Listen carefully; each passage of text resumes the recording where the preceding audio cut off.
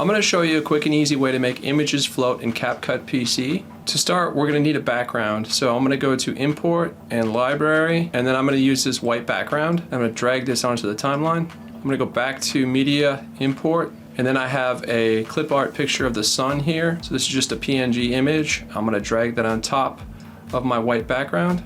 Next, I'm going to click on the sun, top clip, and I'm going to right click. I'm going to say Create Compound Clip.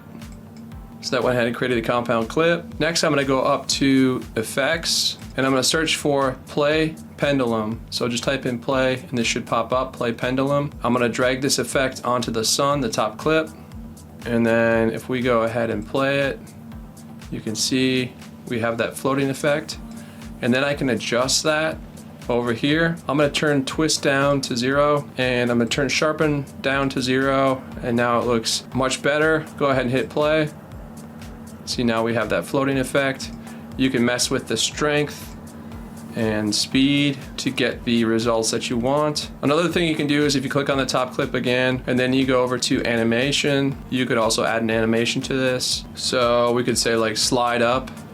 So now it should slide up.